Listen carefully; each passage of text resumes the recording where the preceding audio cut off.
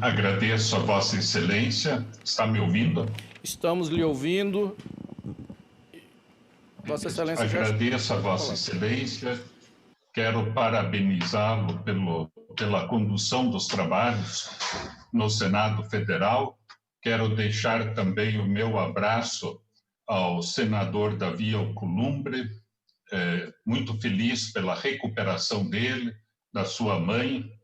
Também destacar que o projeto de lei que eu estou relatando no dia de hoje tem como autora a senadora Mara Gabrilli, que também está em isolamento na casa, se recuperando do coronavírus. Não é desejar a ela um restabelecimento e dizer a ela à distância que ela é muito importante para o Senado Federal e para o Brasil, e através dela externar também a solidariedade a todas as pessoas no Brasil, milhares de pessoas que tiveram um ente querido falecido e que ainda choram, pranteiam por este ente querido, infelizmente, que morreu, e, ao mesmo tempo, as milhares de pessoas infectadas pelo Brasil. Até a gente pode dizer milhões de pessoas.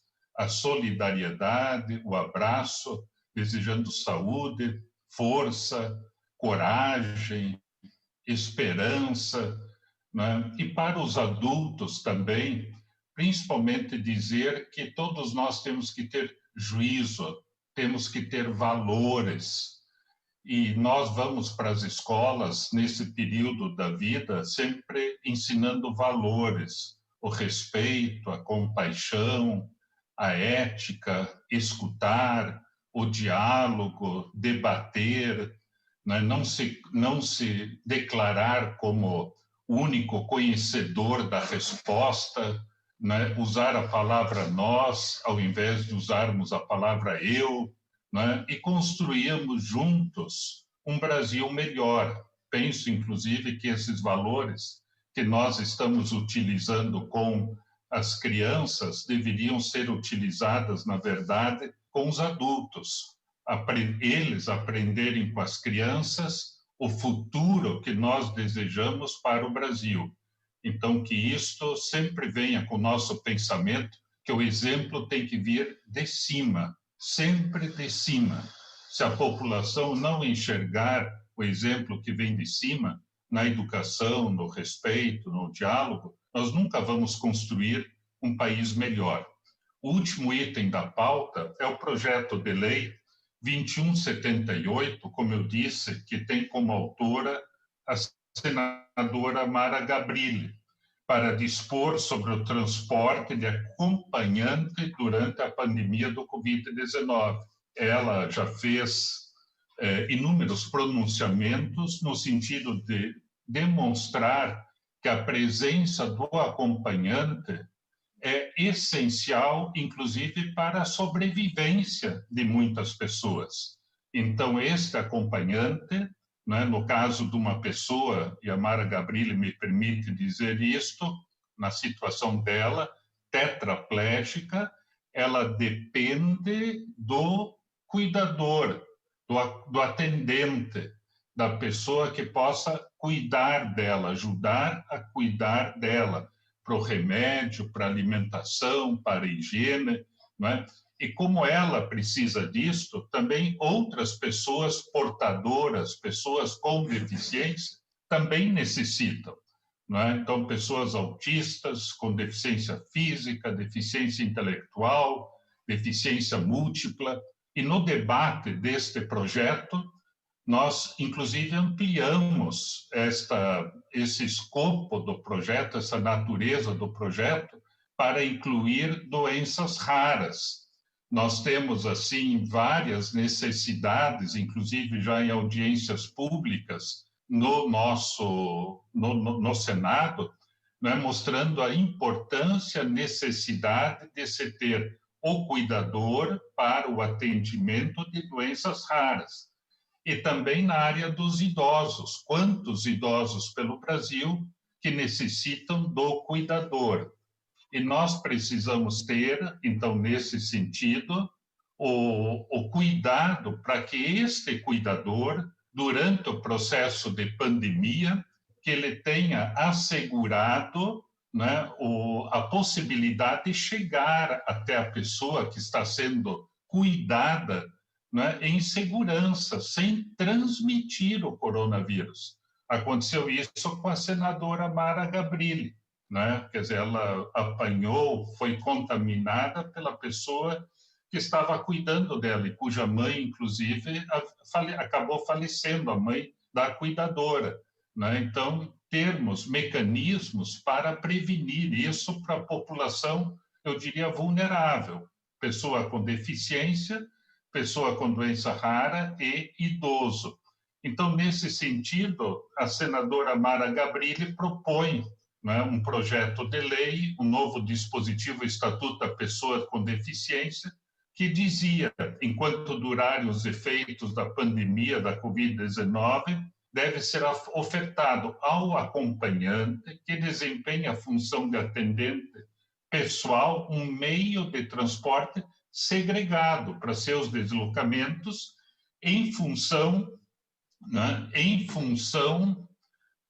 para o seu deslocamento, em função do atendimento à pessoa com deficiência, ainda que esta não esteja presente, de preferência em veículos que façam projeto porta a porta.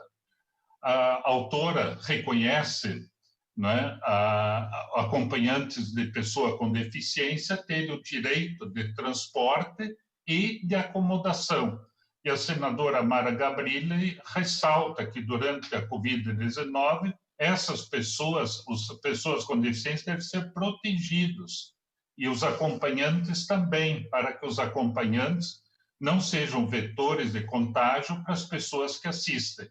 Observa que os ônibus e metrôs são locais com grande potencial de transmitir o vírus, devido à dificuldade de manter a distância de outros passageiros e de evitar tocar nas barras de apoio. Assim, institui como princípio e diretriz a oferta de transporte segregado, de preferência porta a porta, no local, para acompanhantes que exerçam a função de atendente pessoal de pessoas com deficiência.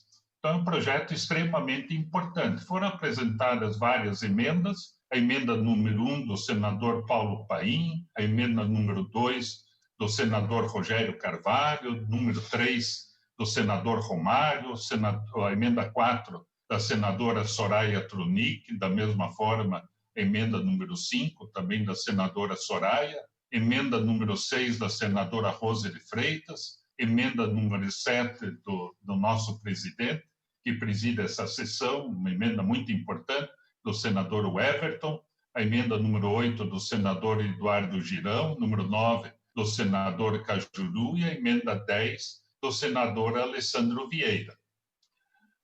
O projeto de lei atende todas as diretrizes de regimentalidade, constitucionalidade e juridicidade.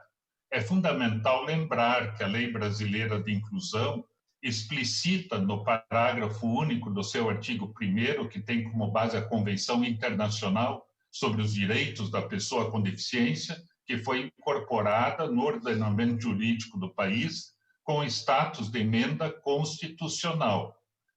A leitura desse tratado internacional é considerado o primeiro tratado de direitos humanos do século XXI e traz um artigo precioso.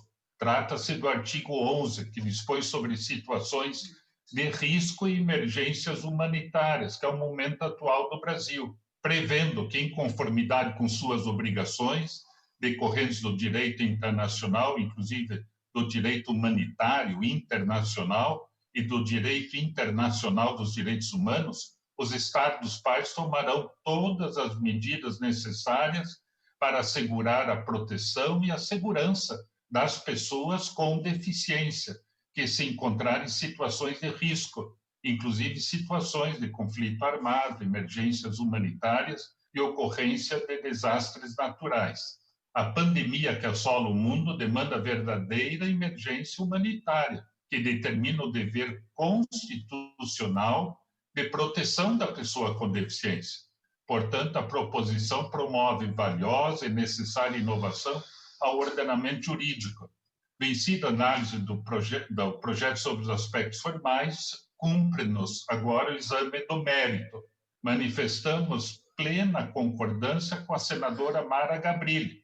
Aliás, quero sempre ressaltar o papel altamente destacado de liderança, de referência dela no Brasil, na área da pessoa com deficiência, mas também presidindo a subcomissão da pessoa com doença rara. A subcomissão do idoso é presidida pelo senador Eduardo Gomes e da pessoa com deficiência por mim.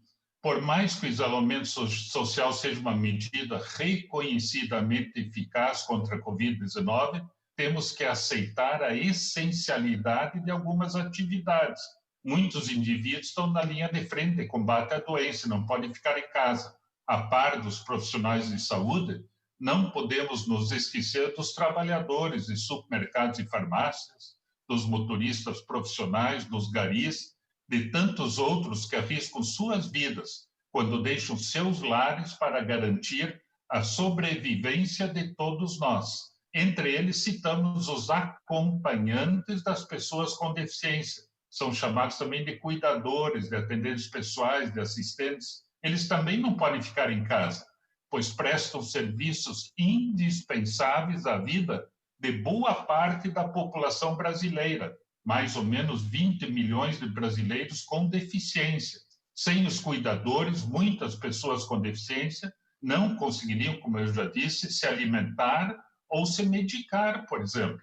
Sua vida estaria ameaçada, não propriamente pelo coronavírus, mas pela falta da assistência de que necessitam. Em tempos de pandemia, esses profissionais e os indivíduos de quem eles cuidam enfrentam um dilema. Nas palavras da autora da proposição, preocupa-nos que os acompanhantes utilizem transporte público para trabalhar, uma vez que os ônibus e metrôs são locais que apresentam elevado risco de transmissão do vírus, devido à dificuldade de manter distância de outros passageiros e de evitar contato com superfícies eventualmente contaminadas. Portanto, saudamos a sugestão apresentada pela senadora Mara Gabrilli. Pelo seu projeto, garantiremos que os acompanhantes, os que desempenham as funções de atendente pessoal, possam realizar seus deslocamentos diários para as residências das pessoas com deficiência, de maneira segregada e segura, sempre que possível, enquanto estivermos sob a ameaça da pandemia. Julgamos, porém, que se faz necessário o aperfeiçoamento do texto, de forma a adequá-lo também, uma vez que o projeto não evidencia a quem caberá responsabilidade pela oferta do meio de transporte segregado. Quanto às emendas, louvamos o inestimável valor da emenda número 1, do senador Paulo Paim, que viabiliza para as pessoas, para as famílias de pessoas idosas com deficiência ou com doenças raras, um reforço financeiro importante. Entretanto, a solução proposta, apesar de ser bastante justa e consistente, por se distanciar um pouco do escopo da proposição agora analisada, merece ser objeto de projeto de lei autônomo, e eu vou me somar ao senador Paulo Paim, para que ocorra um melhor aprofundamento da apreciação e deliberação dessa importante matéria. As emendas número 2, 3 e 6 dos senadores Rogério Carvalho, Romário e senadora Rosa de Freitas, respectivamente, convergem no sentido de oferecer uma interessante solução, a saber, a atribuição da responsabilidade pela viabilização do transporte segregado às secretarias de transporte locais, com que concordamos. Julgamos que é salutar, no entanto, que a oferta de serviço de transporte segregado seja exigível somente dos municípios com mais de 20 mil habitantes, que são justamente aqueles com obrigatoriedade de aprovação de plano de diretor e de plano de mobilidade urbana, haja vista que os municípios pequenos não teriam adequadas condições operacionais de viabilizar a execução da medida em relevo.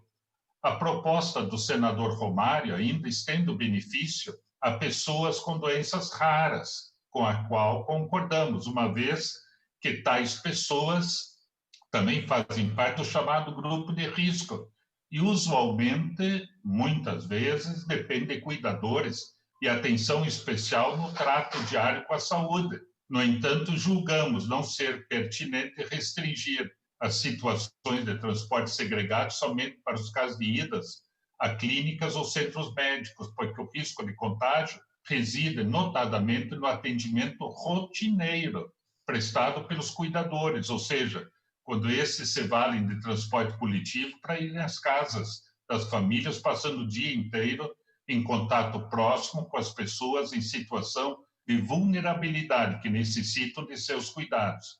A emenda 4 da senadora Soraya Tronic merece ser acolhida, pois vem ao encontro de nossa ideia de ampliar o rol de beneficiários da norma para atender a grupos especialmente vulneráveis, vale dizer, pessoas com deficiência, também aquelas acometidas por doenças raras e os idosos. Né? A emenda número 5 da mesma senadora, nossa amiga senadora Soraya Tronic, também merece acolhimento, pois visa buscar alternativas para viabilizar o transporte seguro de segmentos vulneráveis da população. Atualmente, devido à suspensão das aulas, existem frotas escolares ociosas, as quais poderiam ser remanejadas para o uso de transporte segregado, conforme proposto no presente projeto legislativo, mas não o são devido à falta de amparo legal. Então, julgamos necessário incluir dispositivo legal que autorize, excepcionalmente, os gestores a reaproveitarem a frota escolar ociosa para um fim diverso, diferente daquele inicialmente destinado, enquanto durarem os efeitos da pandemia. Aproveitamos para incluir a autorização para remanejamento de frotas de organizações da sociedade civil sem fins lucrativos que prestem serviço a pessoas com deficiência, com doenças raras e idosos, como as APAES, Associações de Pais e Amigos dos Excepcionais, por exemplo. Na mesma linha das demais, a emenda 6 da senadora Rose de Freitas mostra-se elogiável ao ampliar os beneficiários da medida proposta. Da mesma forma, acolheremos a emenda 7 do nosso presidente, que preside essa sessão, o senador Everton, parabenizando-o novamente, pois ela traz uma inovadora alternativa que certamente contribuirá para a viabilização e operacionalização do serviço previsto na medida legislativa em exame, ou seja, a autorização para os entes públicos de emitirem vouchers conversíveis em dinheiro para o prestador de transporte particular, desde que devidamente credenciados perante os órgãos competentes, além de resguardar a capacidade de pagamento de cada ente federativo. A emenda 8 do senador Eduardo Girão propõe exigir comprovação do vínculo profissional do atendente com a pessoa com deficiência. Embora seja elogiável a preocupação demonstrada pelo autor, também grande amigo e grande senador Eduardo Girão, ex-presidente do Fortaleza, com a rigidez da medida, entendemos que não se mostra adequado excluir da medida os cuidadores familiares e os não profissionais. Haja vista que, segundo a recente pesquisa sobre a Política Nacional do Cuidado, desenvolvida pelo Instituto de Pesquisa Data Senado, uma parcela considerável dos cuidadores não são profissionais, mas são familiares ou mesmo voluntários.